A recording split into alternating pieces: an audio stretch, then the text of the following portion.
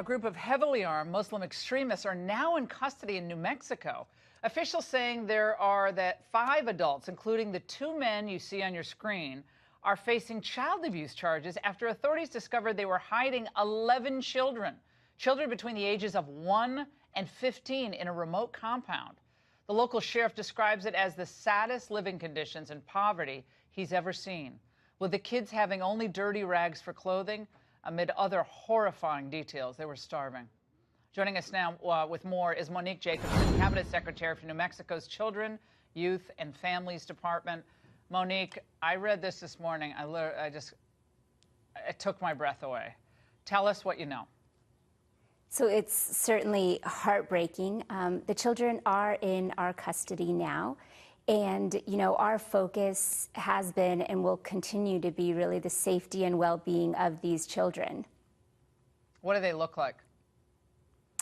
So, you know, we can't ever really talk specifically about the actual children that we're working with in this case. Well, there's just their condition. Right. I mean, it was written about that they were starved, that they were deprived of water, basic sanitation, no education. You can't confirm or deny any of these details. I think the American people want to know about this. It's that horrific. Certainly. So I can tell you that what we do in a situation like this, the very first thing that we do is really make sure that we can get those most basic needs met. So ensure that we're getting the children food, water, that we get them cleaned up and comfortable clothing. And then, of course, we have a lot of other assessments that need to occur, medical assessments, you know, making sure that we are doing forensic interviews so we can understand exactly what they know and what's gone on in their living conditions. So we've been working, you know, around the clock to get all of this done. And again, really focusing on what we can do to decrease the trauma that these children may have experienced. I can't even, I mean, you can't. Some of these where we understand they're related to them, parents, but it's not clear who they all were. Some of them were mothers that allowed to live in this condition, and the child that they were looking for has been abducted by one of the parents, correct?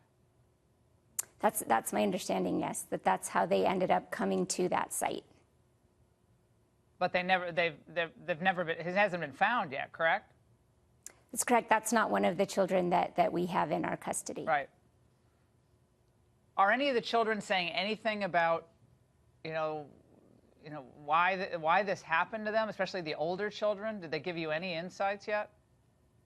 So, no, you know, again, in a situation like this, we work with trained forensic interviewers who are, again, trained in how to talk to children and really get them to open up. But we do know oftentimes it will take a good deal of time before children are comfortable enough that they will talk to us about what all they have experienced in their life up till now. And do you have any idea how long they've been held in these conditions? Those are all the kinds of questions that we're working to gather information on as we speak. All right, well, we got to get more information on this because my viewers want to know, and I know people all across the country are trying to figure out how this happened, who these abductors were, and what, if any, sicko motivation, including religious motivation, there could have been.